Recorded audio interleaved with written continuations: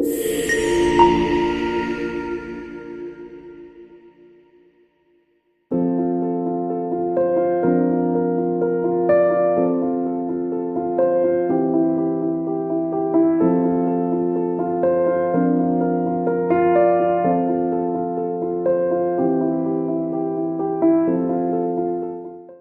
सुंदर आणि एका छोटेखानी कार्यक्रमाचे प्रमुख सर श्री जगदीश जाधव साहेब, आदरणीय मुख्याध्यापक आणि आमच्या शाळेचे प्रेरणास्थान ढोले सर, सरांच्या सहकारी डॉक्टर क्षितिजा राणे मॅडम, ज्या गजानन लीला चॅरिटेबल ट्रस्टच्या कार्यकारी समिती अध्यक्ष आहेत, सरांबरोबरच असणारे कुलदीप सांगळे सर जे प्रकल्प प्रमुख आहेत, आणि त्याचबरोबर आपल्या स्कूल कमिटीचे सदस्य कृष्णा गायकर सर, ह्या सगळ्यांचं आपल्या सुधागड एज्युकेशन सोसायटी माध्यमिक विद्यालय केवाळीतर्फे टाळ्यांच्या गजरात हार्दिक स्वागत करायचं.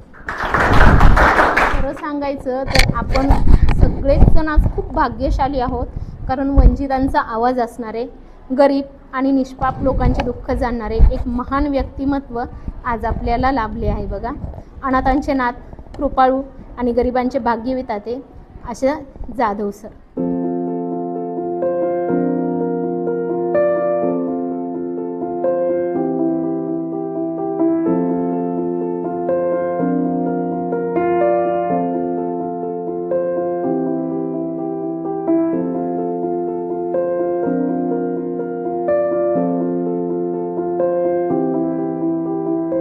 सरांना विनंती करेल, सर तुम्ही आमच्या विद्यार्थ्यांना थोडक्यात मार्गदर्शन करा.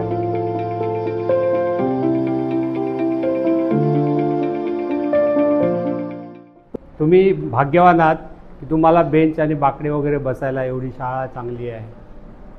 आईवडिलांनी तुम्हाला शिक्षणासाठी इथे पाठवलं आहे, तुम्ही शिकताय, खूप आनंदाची गोष्ट आहे. परंतु तिथे लिहिलं आहे बघा, कोणतीही गोष्ट फुकट मिळाली की माणसाला त्याची किंमत वाटत नाही. इकडे काय लिहिलं आहे, उद्याचा भविष्यकाळ आजच्या त्यागातून निर्माण करावा लागतो. आणि इकडे काय लिहिलं आहे, वाचा जोरात,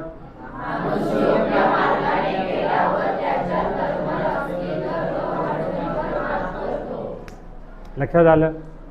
म्हणजे तुम्हाला जर तुमच्या आतमध्ये तळमळ नसेल तर तुम्हाला कोणी मदत दिली काय, आणि तुम्हाला काय, तुम्हाला कशात म्हणतात ना, साखरेत तुपात गोळून तुम्हाला कुठे बसवलं, तुम्ही काही बनू शकत नाही. शिक्षकांनी किंवा या सगळ्या परिजनांनी तुमच्यासाठी रक्त ओतून पोट तिटकीने अगदी शिकवलं तरी काही होणार नाही. जरी तुम्ही त्याच्यामध्ये जर हा जो भाग आहे ना तुमच्यामध्ये तळमळ नसेल तर काही होणार नाही. मी पण तुमच्यासारखा गरीब होतो, तुमच्यासारखा. तुम्ही आज मी म्हटलं ना, तुम्ही भाग्यवान आहात की या तुम्हाला शाळा मिळालेल्या आहेत. आम्ही झाडाखाली होती आमची शाळा. आज माझं वय किती आहे माहिती आहे तुम्हाला, किती असेल? आज मी 72 वर्षाचा आहे. परंतु मला जेव्हा आमची शाळा आम्हाला शिकायची तळमळ होती तेव्हा मला असं वाटत होतं की आम्हाला कुठेतरी चांगली शाळा मिळेल. एक खेडंगाव जिकडे कोणी येत नाही जात नाही अशा ठिकाणी आम्ही होतो. आणि आंब्याच्या झाडाखाली आमची शाळा भरायची. 1ली ते 4थी आम्ही त्या आंब्याच्या झाडाखाली शिकलो. छत नाही, काही नाही, अशी शाळा. पाऊस आला की शाळा बंद, पाऊस नसला की अशी आम्ही शाळा. मग अशा शाळेत शिकणारे विद्यार्थीसुद्धा या पदाला जाऊ शकतात असं जर तुम्हाला डाऊट असेल तर तुमच्यासमोर मी उभा आहे का नाही? तर तुम्हाला माझं हेच सांगणं आहे की जर तुमच्या मनामध्ये तळमळ असेल, तुम्हाला जर काहीतरी करण्याची हिंमत असेल, धम्मत असेल, तरच तुम्हाला मार्ग मिळतात. तुम्हाला कोणीही मार्ग दाखवण्यासाठी तयार असतो, पण तुमच्यात मार्ग शोधण्याची प्रवृत्ती जर नसेल तर मार्ग दाखवणारा काही करू शकत नाही. तर तुम्ही आता मोठे झालात, 10वीमध्ये गेलात म्हणजे एक पहिली पायरी, तुमच्या आयुष्याची पहिली पायरी.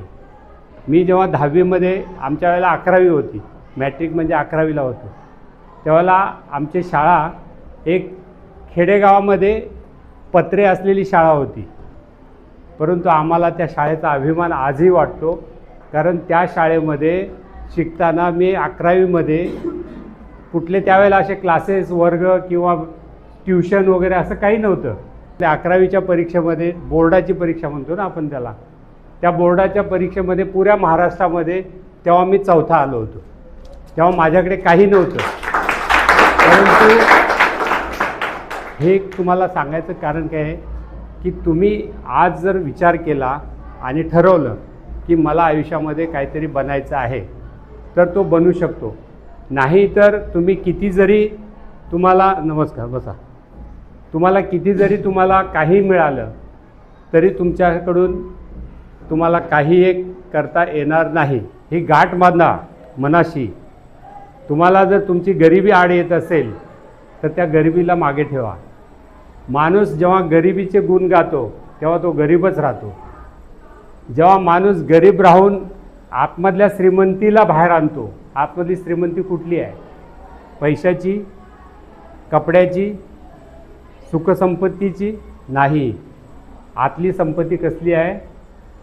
कसली आहे सांगा? आता या शाळेत शिकलात ना तुम्ही, शिकताय ना, अजून पण शिकायचं आहे ना. ते शिकून जे तुम्ही ज्ञान अर्पण कराल ना, ज्ञानाचा जो सागर बनवाल, ज्ञानाला जे इथं तुम्ही साचवाल ती तुमची खरी संपत्ती आहे. आणि त्या संपत्तीला रोज तुम्ही जर ध्यानाने, मनाने आणि कर्माने शिंपत गेलात ना तर तुम्हाला काय होईल?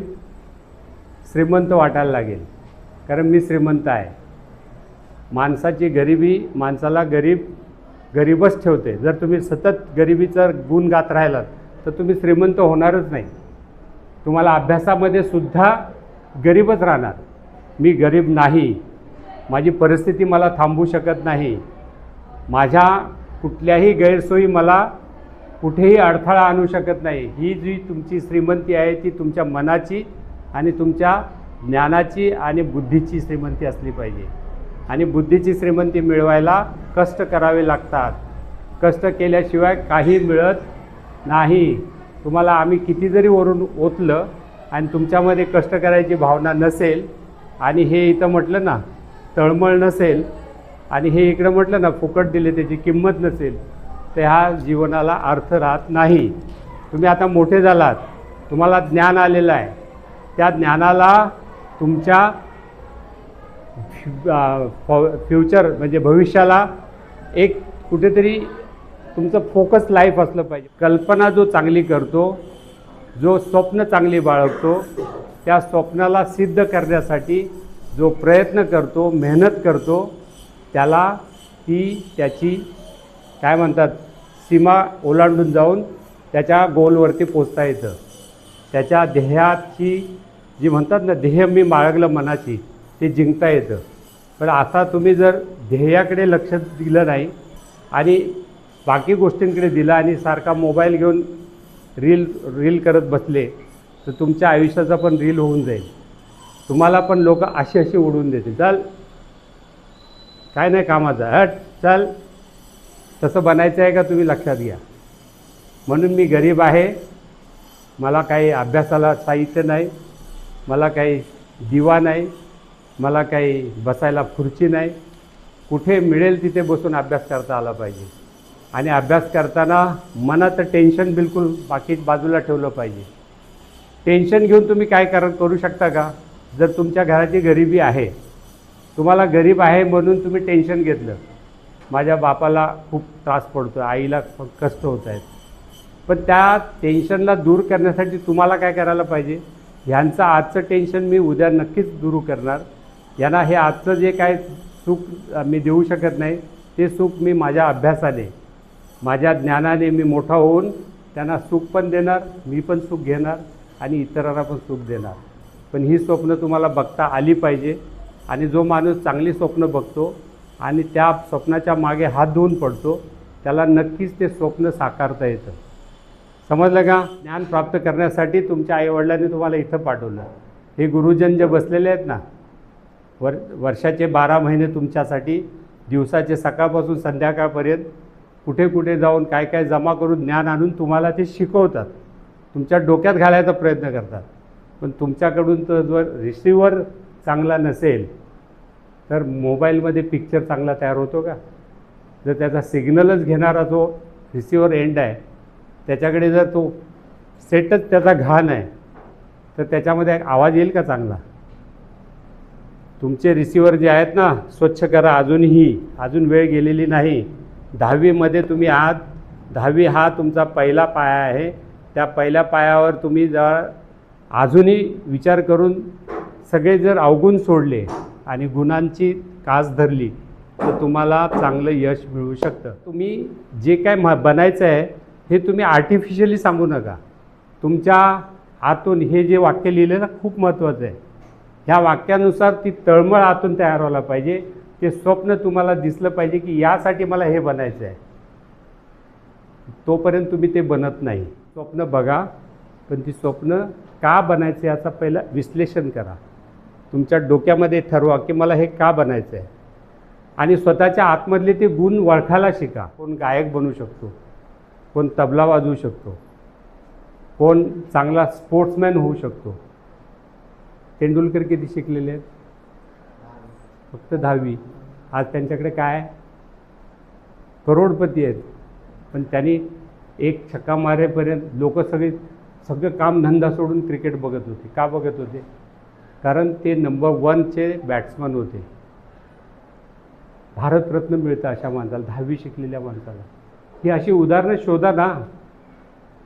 मग 10वी शिकलेला माणूस जर भारतरत्न बनू शकतो तर तुम्ही आज 10वीतच आहात ना. मग तुम्हाला स्वप्न बघायला कोणी मना केलं आहे का? तुम्हाला क्रिकेटरचा तेंडुलकर बनायला कोणी थांबवलं आहे का? तुम्हाला पी.टी. उषा बनायला कोणी थांबवलं आहे का? मी तुमच्या 10वीच्या परीक्षेसाठी तुम्हाला शुभेच्छा तर देतो, पण आज माझ्या इथे येण्याचा एवढं मनातून पोटाच्या पोटतिडकीने तुम्हाला सांगण्याचा एवढाच माझा उद्देश आहे की मी गरिबी पाहिलेली आहे. मी गरीबातला गरीब माणूस म्हणून फुटपाथवर झोपलेलो आहे. मुंबईच्या फुटपाथवर झोपून मी एअरफोर्समध्ये गेलो. एअरफोर्समध्ये नोकरी 15 वर्ष करून देशासाठी कार्य केलं. ते जर सांगत बसलो तर मोठा इतिहास होईल. त्यानंतर मी महाराष्ट्र पोलिसामध्ये आलो. मी तुमच्यासारखाच खेडेगावातून आलो. तुमच्या अंगावर कपडे तरी आहेत. माझ्या अंगावर पॅन्ट होती, त्यावेळेला आमच्याकडे अर्ध्या पॅन्ट होत्या, त्या पण मागून एअर कंडिशनर असायच्या. तुमची तशी परिस्थिती नाही आहे. मग अशा माणसांना शिकता येतं, पण त्याच्याकडे ती जिद्द लागते. ती जिद्द तुम्ही जर मनात आणली तरच तुम्ही ते करू शकता. म्हणून तुम्हाला माझी एक विनंती आहे की आजपासून तुम्ही टगेगिरी सोडा आणि तुम्ही टाईमपास सोडा. बस का बाई, बस, माझे पाय दुखायला लागले. समजलं? तुम्ही लक्ष इकडे तिकडे करू नका. आता टाईम कमी आहे. परीक्षा कधी आहेत? एप्रिलमध्ये का मार्च? February, 20 February. फेब्रुवारी म्हणजे आता कुठला महिना आहे? नोव्हेंबर गेलाच समजा. डिसेंबर, जानेवारी, फेब्रुवारी म्हणजे 2च महिने आहेत. तुम्हाला एक छोटंसं सूत्र देतो. तुम्हाला ज्या विषयामध्ये तुम्हाला वाटतं डाऊट आहे की हा विषय मला थोडासा प्रॉब्लेमॅटिक आहे, त्या विषयाला पहिला हात घालू नका. तुम्हाला जे आधी चांगले विषय येतात ना ते एकदा वाचून काढा आणि त्याला बाजूला ठेवून द्या. आणि परीक्षा यायच्या आधी तुम्ही जे विषय तुम्हाला वीक वाटतात ना त्याला घासून घासून घासून डोक्यात बसवा. सिंपल आहे का नाही?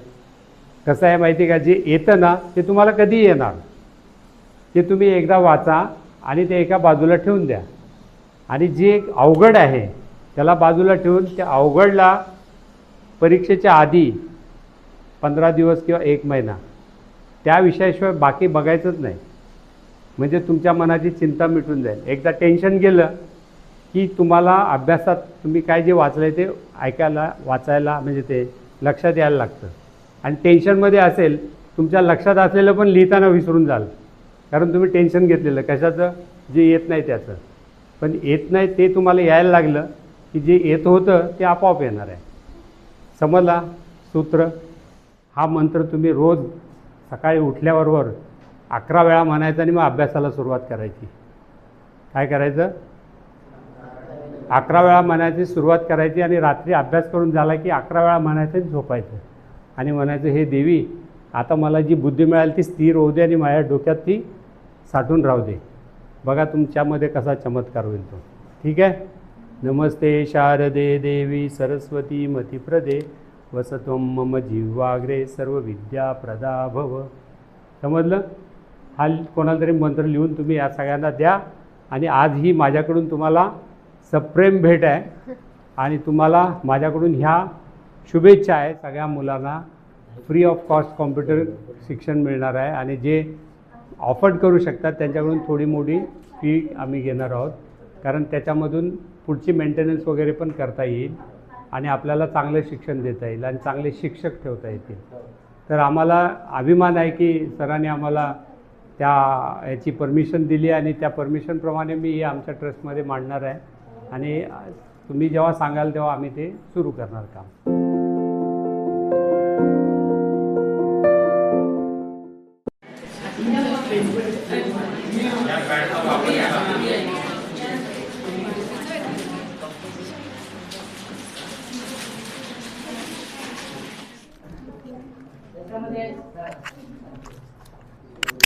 मला पाणी मिळेल का?